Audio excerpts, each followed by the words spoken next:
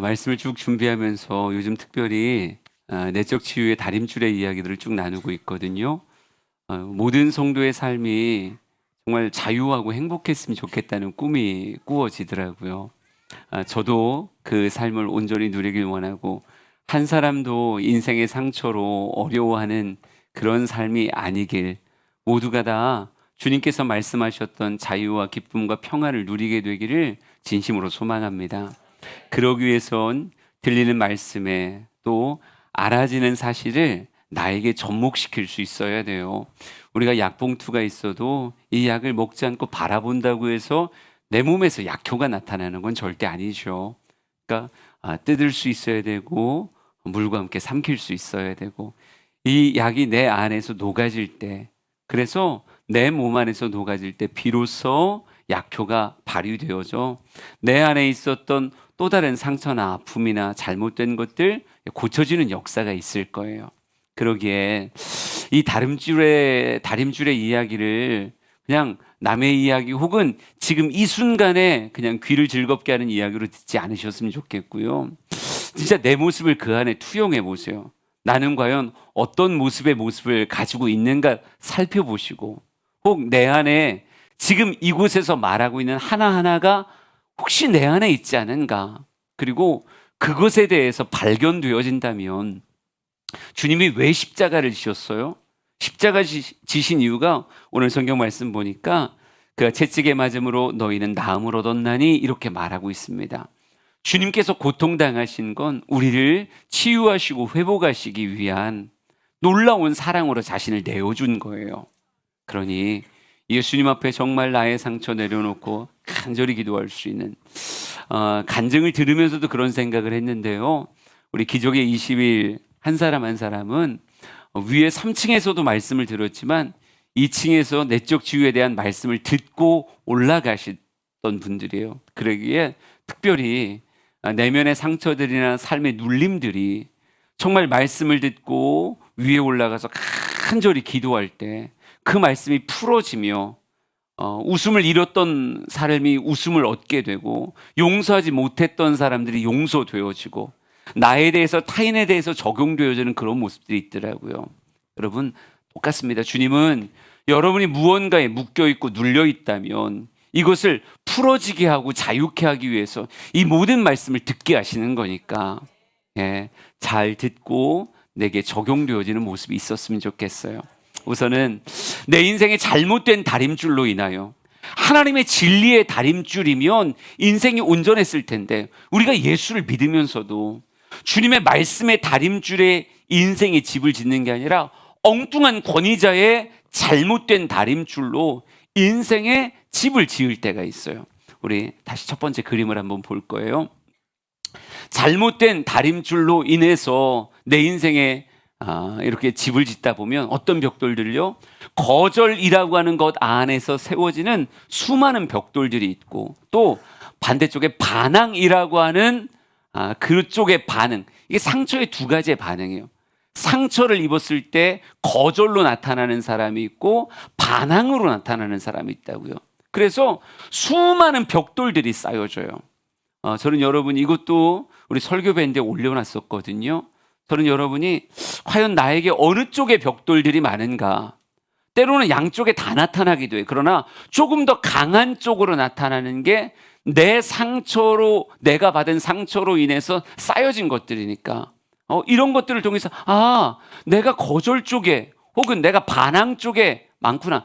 거절 쪽이라면 내가 나를 해할 확률이 되게 크고, 반항 쪽이라고 한다면 어떻게 해요? 내가 남을 해할 확률이 되게 큰 거예요.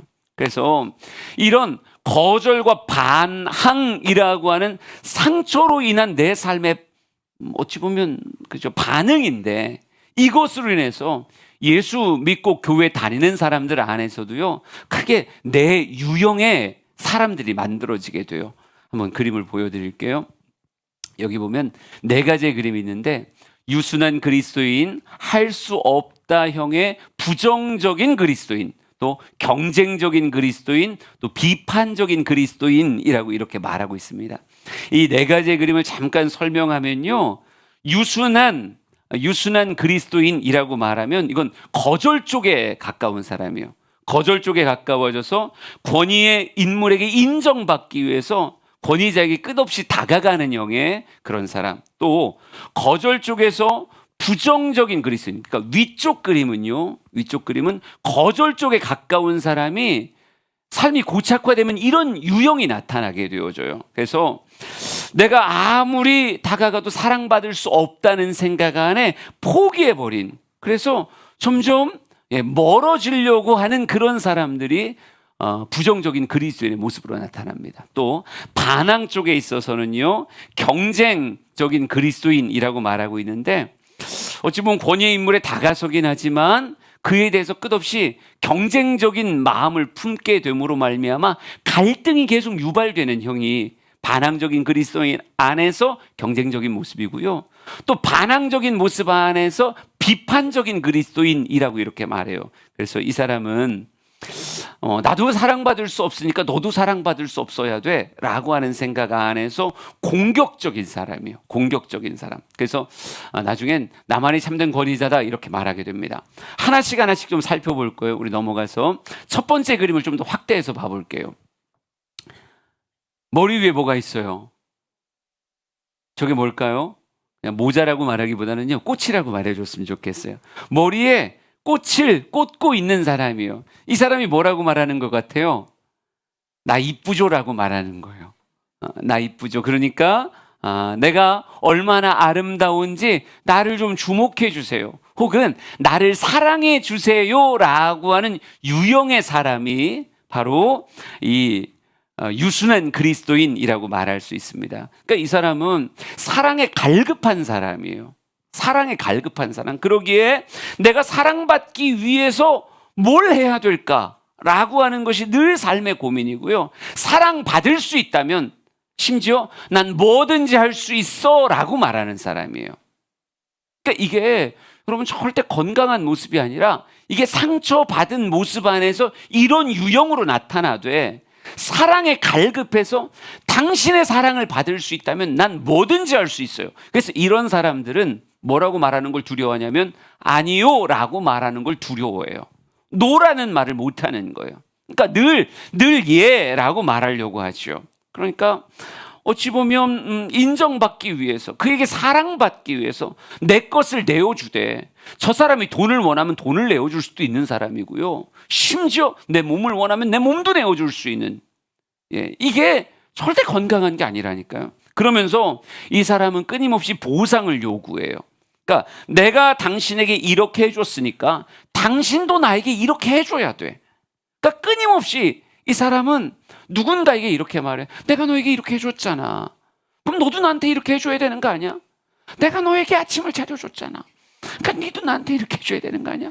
이런 식의 언어의 패턴이 나온단 말이에요. 그러면서 나를 그 사람의 요구, 타인의 요구에, 왜? 그 사람들의 사랑을 내가 받아내야 되니까. 나는 사랑받고자 하는 의식으로 가득 차 있거든요. 그러니까 사랑을 받기 위해 그들의 요구를 끊임없이 받아들이면 어떻게 되겠어요? 포화되겠죠. 그러니까 이 사람은 그냥 우리가 이렇게 표현해요. 스스로를 순교자로 만들어간다 이렇게 말해요. 그러니까 몸이 더 이상 감당할 수 없을 만큼의 이거저거를 다 예로 받아들이는 거예요. 아니오라고 하는 말을 두려워하기 때문에 나는 저 사람들의 인정, 저 사람들의 사랑을 받아야 돼라고 하는 생각 안에서 나를 계속 몰아붙이는 거예요. 내 몸을 몰아붙이면 결국 어떻게 되겠어요? 탈진 상태에 들어가게 되죠. 그러니까 나를 몰아붙이다가 내가 나를 해하는, 내 육체를 해하는 그런 일들이 벌어지게 됩니다. 네, 그럼에도 불구하고 사랑받는다라고 하는 마음이 없으면 반대적으로 뭐가 생길까요? 더 큰 거절감이 생기죠. 이렇게 해서 사랑을 갈구하는데 그 사랑이 나에게 피드백으로 안 오면 이 사람은 그것 때문에 더 깊은 내상을 받게 되어지는 거예요. 여러분 사무엘상 15장 말씀을 한번 볼까요? 15장 9절 그리고 30절 두 절의 말씀을 읽어볼 겁니다. 같이 읽어보죠. 시작. 아갑과 그의 양과 소의 가장 좋은 것 또는 기름진 것과 어린 양과 모든 좋은 것을 남기고 진멸하기를 즐겨 아니하고 가치 없고 하찮은 것은 진멸하니라. 사울이 이르되 내가 범죄하였을지라도 이제 청하옵나니 내 백성의 장로들 앞과 이스라엘 앞에서 나를 높이사 나와 함께 돌아가서 내가 당신의 하나님 여호와께 경배하게 하소서 하더라. 아멘. 네. 하나님께서 아갑과 그에게 속한 모든 것들 다 진멸하라 그래요. 근데 사울이 진멸을 했을까요? 안 했을까요? 안 했어요. 왜 안 했을까요? 왜 안 했을까요? 사울이 내가 취하려고 안 했을까요? 여러분, 성경을 쭉 살펴봤을 때 사울의 성향은 나의 욕심을 채우기 위해서 그렇게 한 게 아니에요. 누가 원할 거라고 생각하는 거예요? 백성들이 원할 거라고 생각하는 거예요. 백성들이 그걸 가져야 그들이 기뻐하고, 전쟁을 해서 승리했을 때 그들에게 전리품이 채워지지 않는다는 것이 그들에게 사울을 향해서 손가락질할 이유가 된다고 생각하는 거예요. 그러니까 사울은 사람이 곁에서 떠나는 걸 못 견디는 사람이에요. 여러분, 사무엘을 기다리지 못하고 제사했던 이유가 뭐예요? 사람들이 흩어지기 때문에 라고 말하고 있어요. 사람들이 곁에서 두려움에 떨어져 나가는 것 때문에 사울은 어쩔 줄 모르는 거예요. 왜 다윗을 그렇게 미워한 거예요? 나에게 향해야 되는 사랑이 누구에게 간다고 생각하는 거예요? 사울에게 간다고 생각하는 거예요.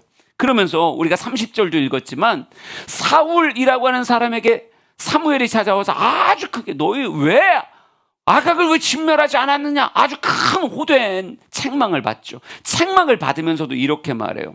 사울이 이르되 내가 범죄하였을지라도 청합니다. 내 백성의 장로들 앞과 이스라엘 앞에서 나를 높이사 나와 함께 돌아가서 내가 당신의 하나님 여호와께 경배하게 하소서, 이렇게 말해요. 혼나는 와중에도 뭐가 생각나는 거예요? 그래도 나를 사람들 앞에서는 나를 조금 높여주시면 안 될까요?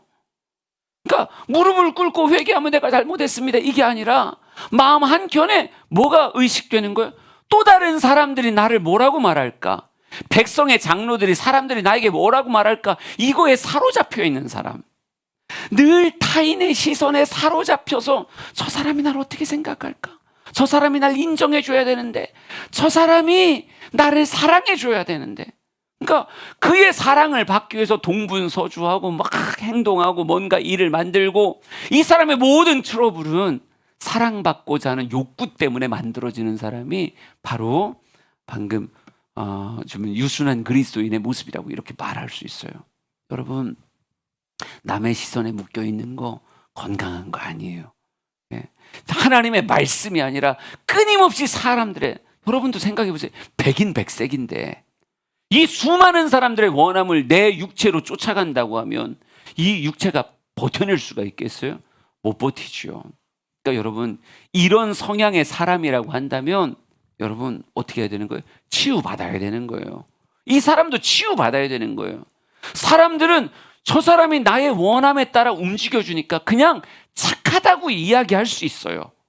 그렇지만 그 모습이 자기를 위한 것도, 건강한 관계를 쌓아가는 것도 아닐 수 있다.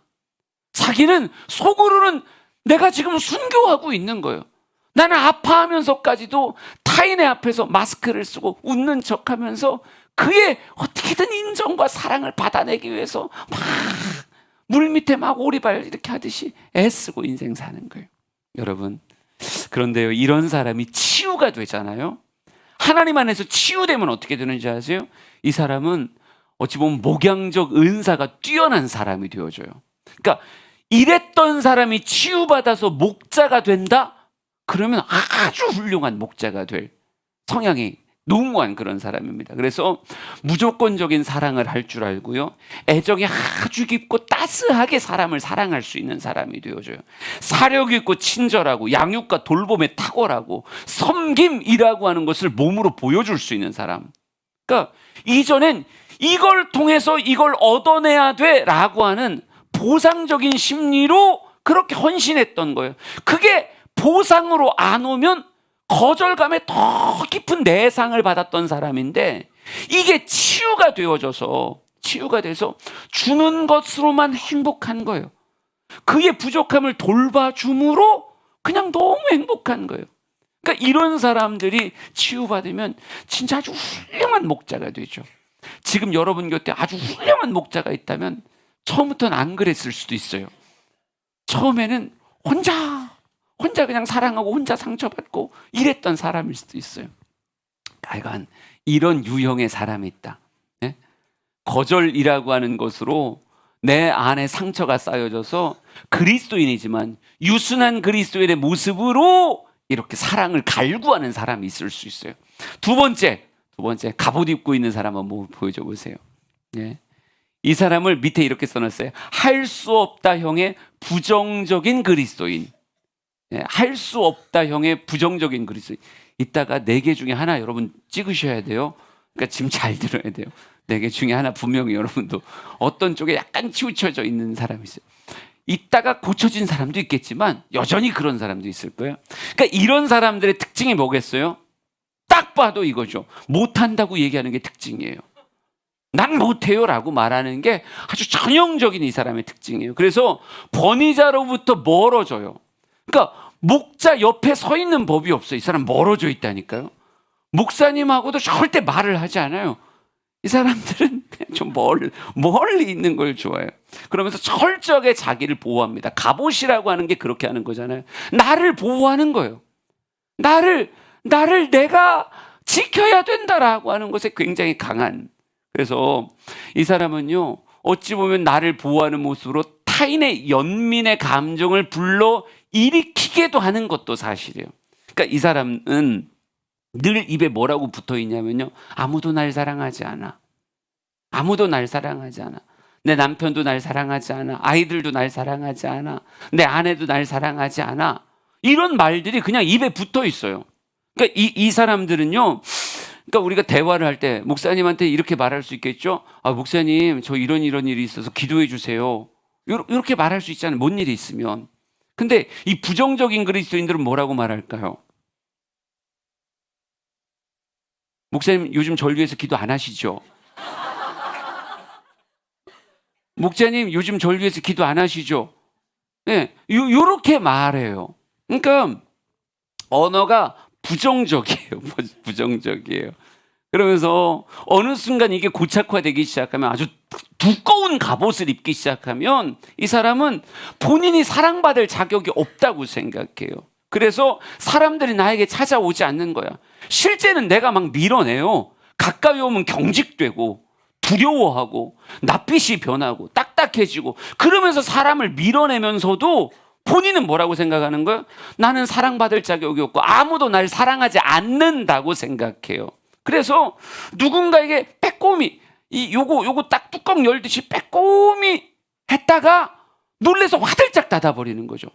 그러니까 목장에 발을 쑥 넣었다가 그때 사람들이 나에 대해서 막 호의적이고 받아주고 막 이랬으면 좋겠는데 그냥 자기들끼리 얘기하는 것 같아.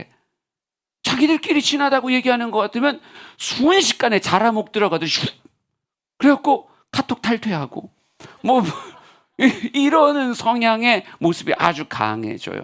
그러니까 이러다 보면 다른 것에 빠질, 그러니까 약물이나 혹은 알코올이나 뭐 이런 다른 중독에 빠질 수 있는 가능성이 높은 사람. 그러니까 사람에게 받고 있는 이 거절감으로 인해서 담치고 있는 모습이 다른 것으로 날 위로하려고 하는, 내가 주도할 수 있고 내 마음대로 할 수 있는 것으로 자신을 위로하려는 이런 성향이 보여져요. 그래서 때로는 자기 비하나 경멸이나 우울이나 낮은 자존감이 이 안에서 발동하기가 쉽습니다. 그러니까 그냥 하여간 부정적이에요. 좋은 걸 쪽보다는 하여간 부정적인 걸 잘 찾아내요.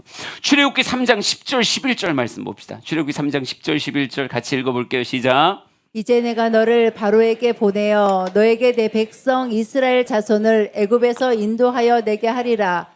모세가 하나님께 아뢰되 내가 누구이기에 바로에게 가며 이스라엘 자손을 애굽에서 인도하여 내리이까. 출애굽기 4장 10절에서 10절 그리고 13절 두 절 말씀 보겠습니다. 시작. 모세가 여호와께 아뢰되 오 주여, 나는 본래 말을 잘하지 못하는 자입니다. 주께서 주의 종에게 명령하신 후에도 역시 그러하니 나는 입이 뻣뻣하고 혀가 둔한 자니이다. 모세가 이르되 오 주여, 보낼 만한 자를 보내소서. 아멘. 여러분, 우리에게 위로가 되는 건요, 모세가 이런 스타일이었어요. 모세가, 그 유명한 모세가, 그러니까 성경에 모세의 아직 치유받기 전, 은혜로 치유되고 다루어지기 전의 모습은, 모세는 이렇게 말하는 사람이었다니까요. 내가 누구이기에, 내가 누구이기에 바로에게 갑니까? 못합니다. 또 뭐라 그래요? 오 주여, 나는 본래 말을 잘하지 못합니다. 나는 입이 뻣뻣하고 혀가 둔한 사람입니다. 자기에 대한 평가가 아주 낮아요. 내가 말하지 못합니다. 나는 알지 못합니다. 나는 하지 못합니다. 그러니까 못한다는 이야기가 붙어 있어요. 그러면서 뭐라 그럽니까? 모세가 이르되 오 주여, 보낼 만한 자를 보내세요. 이렇게 말해요. 여러분, 모세도 이런 질병, 어찌 보면 방어적인, 그러니까 때로는 이게 반항과 거절을 스윙한다는 게, 나이 40의 모세는요, 모든 거 다 이룰 것 같은 사람이었어요. 근데 어떤 격정적 사고가, 사람 죽이는 사고가 일어났고, 사람들이 그에게 네가 누구 같니? 막 이러는 말들이 그의 가슴에 팍팍 박혀서 광야로 도망간 뒤로는 어찌 보면 두더지같이 땅굴 파고 들어간 거죠. 그러다가 나를 가리기 시작했고, 나를 어찌 보면 보호하겠다고 갑옷을 입었는데 결국 그 갑옷 안에 유배된 그런 인생이 되어져 버린 거예요. 그런데 이런 인생이 고쳐지면 어떻게 될까요? 여러분, 모세는 나중에 뭐가 돼요? 아주 탁월한 지도자가 되죠. 그래서 이런 사람이 치유되고 고쳐지면 예술적인, 또 교사들 뭐 이렇게 가르치는 것에 은사가 발휘될 경우가 있다고 그러더라고요. 그리고 또 상처를 받아봤기에 타인을, 상처를 보듬는 이런 역할들을 아주 잘할 수 있다고 얘기합니다. 그래서 이런 사람들이 직관적이고 인식적인 부분이 되게 뛰어나다, 이렇게 말하더라고요. 그래서 그러니까 내가 상처를 받아봤기 때문에 좀 더 많은 사람들을 불쌍히 여기고 온유하며 부드러운 사람이 될 수 있다고 얘기합니다. 그러니까 모세라고 하는 사람은 온유함이 지면에 승하게 되잖아요. 그러니까 그 누구보다도 온유한 사람으로 그의 삶이 200만의 그 다양하고 막 온갖 이야기들을 품어내고 들어주고 포용할 줄 아는 그런 인물이 되어져요. 그러니까 여러분, 이런 유형의 사람이었었을 수도 있고 지금 이런 모습을 가질 수도 있어요. 근데 치유되면 누구처럼 쓰임받을 수 있다? 모세같이 쓰임받을 수 있다. 세 번째 그림 보여드릴게요. 세 번째 그림은 밑에 뭐라고 써 있어요? 경쟁적인 그리스도인이라고 써 있죠. 경쟁적인 그리스도인. 이 사람의 삶의 모토는 이겁니다. 당신은 나를 사랑해야 돼 라고 하는 거예요. 당신은 나를 사랑해야 된다, 이렇게. 그래서 이 사람은요, 어찌 보면 반항 쪽에 속한 사람인데, 이 사람은 이런 특징을 가지죠. 그러니까 권위자에게 다가가지만 권위자와 자꾸 부딪혀요. 그러니까 목자에게 다가가요. 다가가는데 자꾸 트러블이 생겨, 문제가 생겨요. 그러니까 이 사람은 어찌 보면 이 경쟁적인 그리스도인은 야당 총재 같은 느낌이 들어요. 그러니까 끊임없이 말을 걸고 의견을 제시하고 뭔가를 하는데 은근히 반대적이에요. 그러니까 여당과 야당은 어쩜 이렇게 매사에 트러블이 있냐고요. 정치를 보면 느끼지 않아요? 예, 여당과 야당은 하나의 똑같은 의견을 낼 때는 국회의원 월급 오를 때밖에 없어요. 그때 말고는 모든 사안에 대해서 여와 야는 늘 뭔가의 갈등이 있고, 순간 악수도 잘하는데 마이크 켜지면 결국 싸워요. 그러니까 이런 모습이에요. 그러면서 그러니까 끊임없이 자기를 어필합니다. 나는 뭐 최선을 다하는 사람이고 나를 이길 사람이 없고 내가 얼마나 똑똑한지, 내가 얼마나 지혜로운지, 뭐 이런 것들에 대해서 끊임없이 어필해요. 그러니까 언어 안에서 왠지 난 그거 다 아는데 뭐 이런 느낌 있잖아요. 그러니까 나한테 왜 조언을 구하지 않는 거지? 뭐 이러면서 나는 내가 이전에 뭐 이렇게 말하면서 내가 목자 시절에 모르겠다. 그러니까 이 사람은요, 은근히 계속 자기를 어필하지만 그러면서 뭘 갖고 있냐면 실패에 대한 두려움을 가지고 있어요. 그래서 이런 사람들은 완벽주의인 것처럼 또 일 중독자의 모습을 보이기가 쉽습니다. 근데 이런 뭔가를 함으로 인해서 기쁨을 얻기는 한데 그러면서 실패에 대한 두려움이 완벽주의를 지향은 해요. 완벽주의를 지향을 하긴 하는데 때로는 뭐예요? 말이 좀 앞설 뿐이지. 그리고 뭔가 되게 뭐랄까요? 아주 급하고 충동적으로 막 일을 진행하니까. 그러면서도 실패에 대한 두려움이 완벽주의 성향으로 보이지만 은근히 좀 허점이 있어요. 그러니까 되게 똑똑하고 뭔가 다 잘할 것 같은데 그랬으면 그 사람을 원래 리더로 세워놨겠죠. 근데 리더로 권위자가 딱 세우기가 애매한 게 뭔가 되게 자신을 어필하긴 한데 뭔가 뒤끝이 약간 엉성해요. 그러니까 말은 막 앞서서 가는데 네, 그래요. 그래서 이 사람은 타인의 실수에 대해서는 되게 비판적이죠. 그러다 보니까 내 실수에 대해서 두려움을 갖고 있기도 하고 자기중심적이고 끊임없이 뭔가를 요구해요. 계속 요구하고 어떤 건의를 내고 이렇게 하자고 얘기하고 그것이 받아들여지지 않으면 그것에 대해서 분노하기도 하고 이런 모습입니다. 창세기 25장 22절 말씀 잠깐 볼게요. 같이 읽습니다. 시작. 그 아들들이 그의 태 속에서 서로 싸우는지라. 예, 누구 얘기하는 걸까요? 예, 야곱 얘기하는 거예요. 야곱은 투쟁적이에요. 경쟁적이에요. 어떻게든 뭐예요? 내가 가지길 원해요. 그래서 이런 유형의 사람들은요, 되게 빠른 속도로 얻어내기도 해요. 얻어내기도 하고, 때로는 속이기도 해요. 그런데 속기도 해요. 예, 이게 되게 빨라요. 그러니까 어떤 모임에 갔을 때 자기를 끊임없이 어필하면서 때로는 지도자의 자리에 올라가는 게 남들보다 빨라요. 예, 왜? 끊임없이 자기를 어필하니까. 특별히 교회라고 하는 공동체에 있어서는 여러분 선교회 회장 되고 싶으세요? 어필하세요. 목자 되고 싶으세요? 어필하세요. 그러면 되는 놀라운 일이 벌어질 거예요. 그러니까 그냥 교회는 하고 싶다 그러면 시켜주는 영향이 되게 많기 때문에 이 사람들은 천성적으로 자기를 계속 어필하거든요. 내가 은근히 뭐 이런 것들을 내가 예전에 이런 것들을 했었고 내가 벌써 한 이전 교회에서 13년 동안 목자를 했었고 뭐 이런 것들을 은근히 자꾸 어필하다 보니까 어느 순간 더 빨리 세워져요. 근데 더 빨리 세워지는데 그게 약간은 과장되어져 있을 확률이 커요. 그러다 보니까 그것 때문에 있는 뭐가 있어요?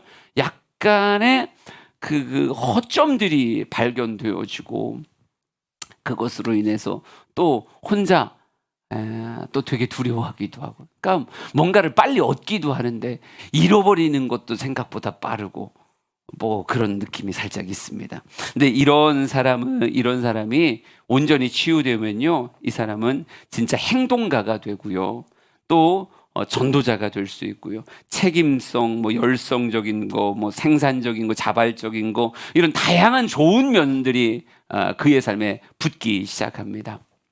마지막 한 모습을 더 볼 거예요. 예, 비판적인 그리스도인입니다. 그 활 들고 있는 여자 있잖아요.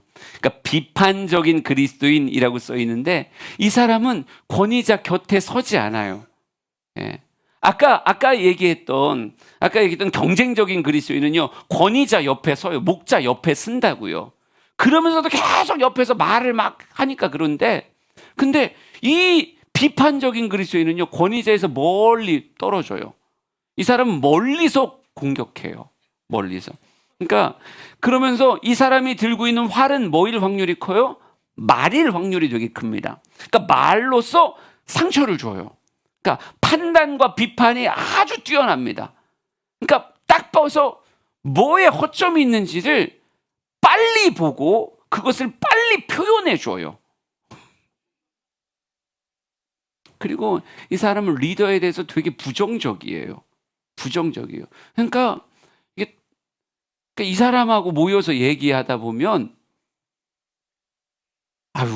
우리 목자는 참 좋은데 말이지, 이렇게 시작하는데, 시작은 그렇게 하는데 얘기를 듣다 보면 바꿔야 되지 않을까, 목자를. 뭐 이런 생각이 들게 만들어요. 예, 그래서 이분들은 특별히 자신의 그룹을 그 안에서 따로 만듭니다. 그러니까 목장 안에서도 목자 반대편에 선 자꾸 얘기하다 보니까 그냥 그런 이유로 자기의 비슷한 사람들을 이렇게 만들어내요. 그래서 리더에 대항하는 세력을 만들게 되어져요. 근데 나도 옛날에 보니까 제가 찬양단 사역할 때 그 리더의 약간 야당 역할을 내가 했거든요. 근데 이걸 생각하니까 내가 그런 사람인가? 이런 생각 살짝 들더라고요. 근데 이 사람에게 은근히 책임자적인 의식이 있어요. 그런데 리더에 동조하기보단 반대적인 면에서 스스로 책임자의 의식을 갖고 있고 자기 스스로도 권위를 자기에게 부여해요. 나는 왠지 그런 역할을 해야 될 것 같아. 그래야 이 모임이 건강할 것 같아요. 그냥 그런 생각이 들어요. 그래서 교회 안에서도 나라도 이 문제에 대해서 내가 바로 잡아줘야 되지 않을까? 그럼 사람하고 이야기하면서 야, 우리 교회는 너무 찬양이 복음성가 쪽으로 가는 거 아니야?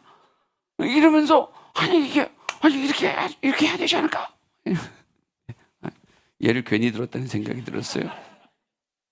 그러니까 이 사람은 비판을 하면서도 비판에 탁월한 사람이거든요. 비판을 하면서도 자신이 비판을 받을까봐 두려워해요. 그리고 결정을 쉽게 못 내려요. 결정을 내렸다가 비판을 받게 될까봐 두려워서. 그러니까 그러니까 왜 그날이냐, 왜 그렇게 하냐, 이러니 그럼 어떻게 하란 말이냐? 아니 그건 리더가 결정해야 될 거 아니냐? 이렇게 오죠.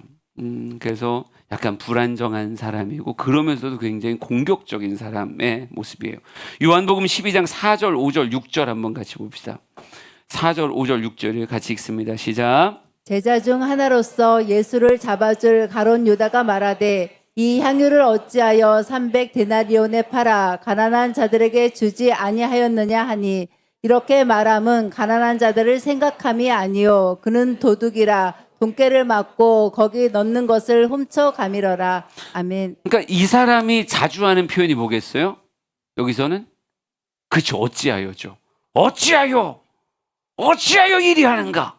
이런 거를 되게 잘하는 거예요. 그러니까 예수님께 부었더니 뭐라고 얘기하는 거예요? 어찌하여 이렇게 말하겠죠. 그러면 향유를 팔아서 나눠주면 뭐라고 했을까요? 어찌하여 이렇게 말했겠죠. 예, 어찌하여는 늘 있는 거예요. 그러니까 이걸 여기다 갖다 붙이느냐 저기다 갖다 붙이느냐 요건 그 순간의 판단인데 웬만하면 뭐 하고 싶은 거예요? 그래도 요거에 대해서 그냥 한마디를 하고 싶은 거예요. 그래서 그걸 어찌하라고 하는 말로 표현을 하는 거예요. 그러니까 오늘은 이 식당을 가면 어찌해서 여기 왔어? 뭐 이렇게 얘기하고 저리 가면 저게 더 맛있지 않았을까? 글리 갔으면 저게 더 맛있지 않았을까? 이렇게 말하는 스타일이라고 말해서 이상하다. 근데 이런 사람들이 치유되고 은혜로 회복되어지면 이 사람 쪽에 있는 표현을 이렇게 써놨어요. 개혁적이다. 근데 부정적인 개혁이 아니라 긍정적인 개혁을 이끌어내는 개혁자가 되어지고요. 마음을 끌고 사랑스러워지고 신뢰와 결속의 사람이 되고 양심적이고 헌신적이고 충성적이고 원칙적인 사람이 된다 이렇게 말하고 있어요. 여러분, 4가지 유형을 우리가 쭉 살펴본 건데 내가 받았던 상처가 거절이나 반항이나 양쪽의 모습 안에서 고착화되기 시작하고 또 그 안에서 약간 적극적이냐 소극적이냐의 모습을 따라서 4가지의 약간 그렇죠 상처로 인해 만들어진 유형의 모습들을 지금 4가지를 이야기하는 거예요. 혹여나 이 가운데 내가 어느 성향의 사람이구나 라고 느껴진다라고 한다면 그것이 치유되어지면 기가 막히게 쓰여져요. 근데 치유되지 않은 모습으로 있으면 그 사람이 뭘 힘들게 한다고요? 자신을 힘들게 할 뿐 아니라 내가 속한 공동체를 어렵게 만든다고요. 여러분, 이게 병이네. 요거 깬다는 게 치유의 시작이라니까요. 이 모습이 그게 그냥 내 모습인 줄 알았어. 근데 그게 아니에요. 내가 병에 걸려 있는 모습이지. 원래 하나님이 나에게 선물해 주신 본연의 모습이 아니다라고 하는 거예요. 그러면 어떻게 해야 되는 거예요? 당연히 내 모습 이대로를 가지고 치유자이신 누구 앞에 나가야 되는 거예요? 하나님 앞에 나가야 되는 거예요. 진짜 치유는 약물이 하는 게 아니라 누가 하시는 거예요? 나는 너희를 치유하는 여호와라 라고 말씀하신 하나님의 은혜 안에서 이 모든 것들이 치유될 수 있음을 믿으시기 바랍니다. 베드로전서 2장 24절 다시 한번 읽습니다. 한번 읽어보죠. 시작. 친히 나무에 달려 그 몸으로 우리 죄를 담당하셨으니 이는 우리로 죄에 대하여 죽고 의에 대하여 살게 하려 하심이라. 그가 채찍에 맞음으로 너희는 나음을 얻었나니. 아멘. 친히 그가 우리의 죄를 담당하셨다 이렇게 써 있어요. 친히 그가 우리의 죄를 담당하셨다. 우리의 삶의 상처와 아픔과 그로 인한 질병적 현상에 대해서 주님은 내버려 두지 아니하시고 성육신하셔서 다가오셔서 친히 그것을 담당하셨다고요. 그러니까 누구에게 내어놓으면 되는 거예요? 예수님 앞에 진짜로 내어놓으면 되는 거예요. 인정하고 내어놓기 시작하면 그분이 고치신다니까요. 이게 기독교의 대전제예요. 정말 내가 이 병증의 모습에 대해서 인정하고 주님 앞에 내어놓으면 그분의 은혜가 나를 수술하며 내 삶을 고치시는 거예요. 우리 하나만 더 읽읍시다. 그 다음 성경 구절 로마서 8장 11절 말씀 한번 읽어봅시다. 시작. 예수를 죽은 자 가운데서 살리신 이의 영이 너희 안에 거하시면 그리스도 예수를 죽은 자 가운데서 살리신 이가 너희 안에 거하시는 그의 영으로 말미암아 너희 죽을 몸도 살리시리라. 아멘. 아멘. 우리 주님은 무엇 하시는 분이십니까? 살리시는 분이세요. 죽은 것 같았던 내 삶도, 내 가정도, 내 성격도 다 뭐 할 수 있는 분이에요? 살리실 수 있는 분이 우리 주님이십니다. 우리 사랑하는 성도들이 상처로 가슴 아파하는 그런 인생 살지 않았으면 좋겠고, 진짜 이 땅의 삶을 따뜻한 마음으로, 건강한 마음으로 이 땅의 삶을 잘 살았으면 좋겠어요. 우리 시간 결단하며 찬양할 건데요, 무슨 찬양할까 하다가 진짜 가장 건강한 마음을 가졌던 분이 예수님 아니실까요? 가장 건강한 마음을 가졌던 그 예수 그리스도, 우리가 그 예수님 닮았으면 좋겠더라고요. 정말 예수 닮아서 이 땅의 삶을 어떤 묶임과 눌림으로 살아가는 게 아니라 참된 자유자로서 세상을 사셨던 예수님의 그 삶의 모습이 오늘 우리의 모습이 됐으면 좋겠어요. 내 안에 있는 어떤 질병적인 모습, 삶의 질병적인 모습, 여러분 우리가 예수께 나아가면 그 빛이, 그 은혜가 우리를 치료할 줄 믿으시기 바랍니다. 그리고 알게 된 만큼 내 안에 그런 비판적인 언어가 있었다고요? 기도하면서 싸우세요. 내 안에 할 수 없다는 자포자기적인 이런 방어적인 모습이 있었다고요? 기도하면서 싸우시라고요. 경쟁자와 경쟁하며 권위자와 자꾸 투닥거리는 모습이 있으셨어요? 여러분 기도하면서 내가 그를 온전히 세워주리라, 내가 그의 아론과 훌이 되리라, 이런 마음 가져보시라고요. 사랑받아야 된다라고 하는 마음 안에서 나를 괴롭히고 있었다라고 한다면 여러분 진짜 사랑이 그게 아니라는 걸 깨달으셔야 돼요. 사랑은 건강한 하나됨이지 일방적인 나를 틀에 맞추는 게 아니라고요. 우리 사랑하는 성도들 안에 예수의 인격이 몰려오길 원하고 예수의 건강한 마음과 삶이 우리의 삶이 되길 간절히 소망합니다. 우리 찬양 부르면서 기도로 나아가죠. 내 삶의 소망 고백합니다. 내 삶의 소망, 내가 바라는 한 분, 예수 닮기를 내가 원하네. 한없는 사랑, 풍성한 긍휼, 예수 닮기를 내가 원하네. 예수 닮기를, 예수 보기를, 예수만 높이길 내가 원하네. 내 평생 소원 예수 닮기를 예수만 닮기를 내가 원하네. 더 크게 예수 닮기를. 예수 닮기를 찬양이 열려야 돼요. 더 예수 보기를 아멘. 예수만 높이기 내가 원하네. 내 평생 소원 예수 닮기를 예수만 닮기를 내가 원하네. 더 고백합시다. 예수 닮기를. 예수 닮기를 아멘. 예수 보기를 예수만 높이기 내가 원하네. 내 평생 소원 예수 닮기를 예수만 닮기를 내가 원하네. 다시 고백합시다. 예수 닮기를. 예수 닮기를 아멘. 예수 보기를 예수만 높이길 내가 원하네. 내 평생 소원 예수 닮기를 예수만 닮기를 내가 우리 기도의 자리로 나아갑시다. 원하네. 예수 닮길 예수 보기를. 예수 닮기를 예수 보기를 예수만 높이기 내가 원하네. 내 평생 소원 예수 닮기를 예수만 닮기를 내가 원하네. 우리 마지막으로 고백하겠습니다. 예수 닮기를.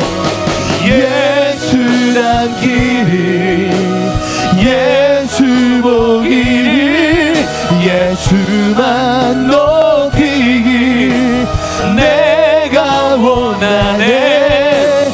내 평생 소원 예수 닮기를 예수만 닮기를 내가 원하네.